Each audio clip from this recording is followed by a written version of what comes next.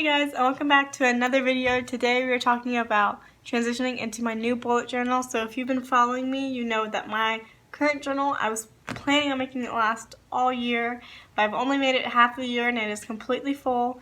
So I have gotten a new journal and I'm here to show you that journal and show you like the beginning spreads that I'm including in this journal, because it's the first time I've had to only do it. I had to do a new journal in the middle of the year instead of the whole year. So I didn't do all the spreads I would normally do, and also they were smaller. So it's going to be kind of like a combo, let me talk, let me show you kind of video. But as you know, this is my old journal. It is a Letrum 1817.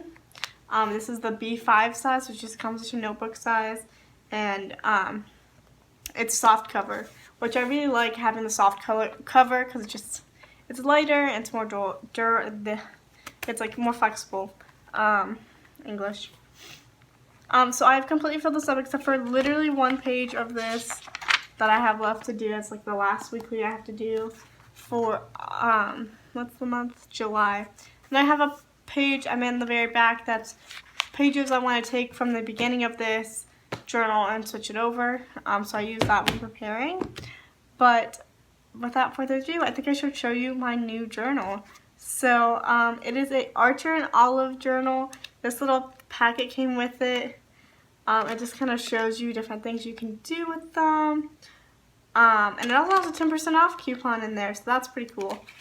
And this is like share your creations, stuff like that.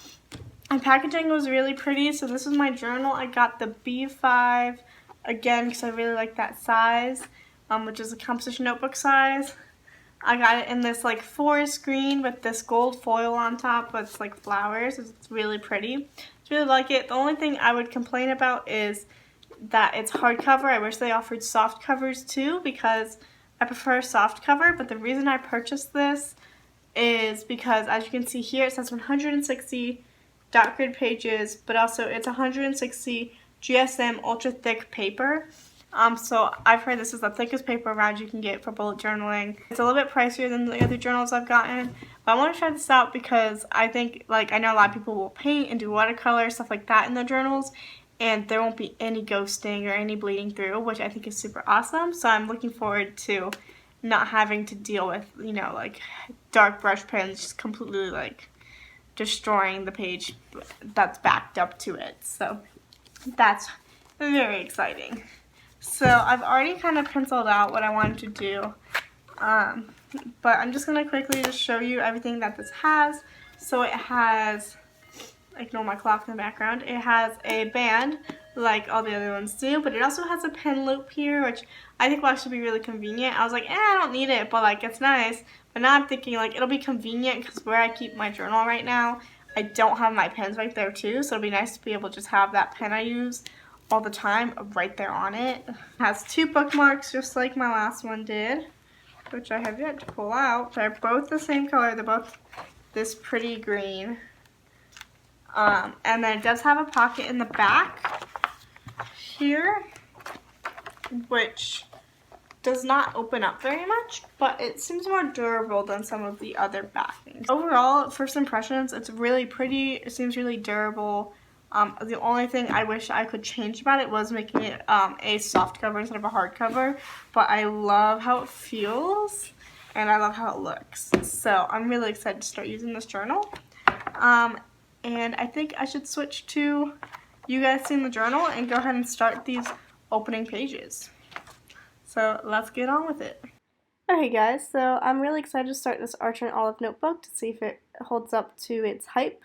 So as you see here, I'm just doing an opening spread real quick, and I kept it really simple. I didn't want to do anything too crazy. I rarely look at these pages in the front, so while it's nice to have them, I don't do too fancy things just because I barely look at them. So I have a gold at the bottom, and I might go back in later and add like some decorations or a quote or something, but for now, this will do. I thought I needed a little bit of color, so I ended up going in with some gray. And I'll fill in these goals in a little bit, but right now I'm still trying to figure out if I want to keep the same goals from last year or make some new goals, or from the beginning of the year.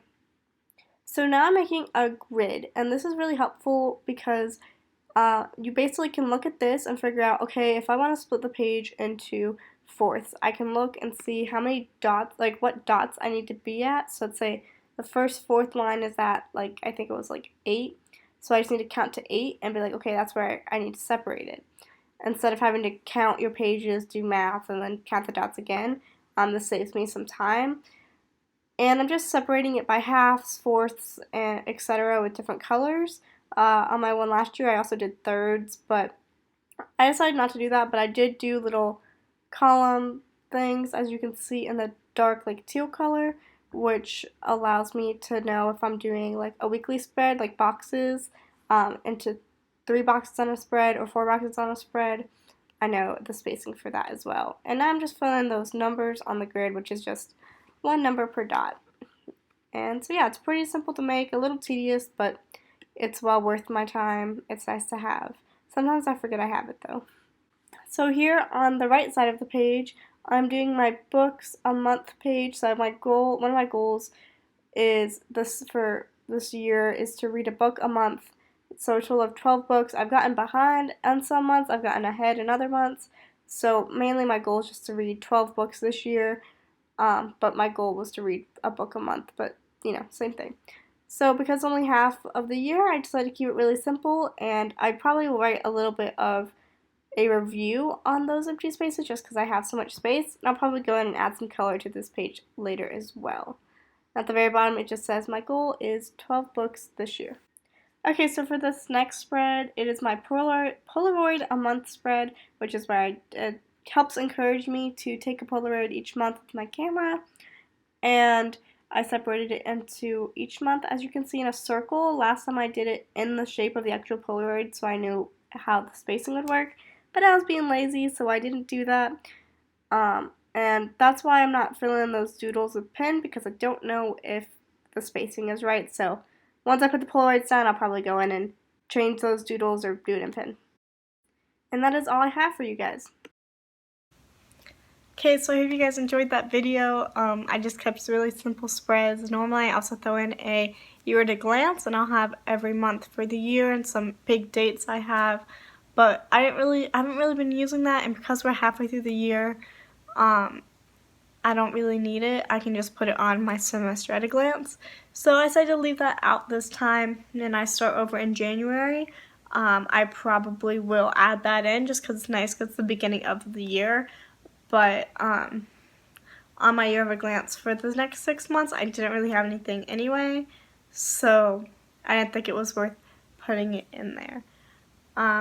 Thank you guys so much for watching. I hope you enjoyed it. As you can see, I kept those spreads really simple, nothing crazy.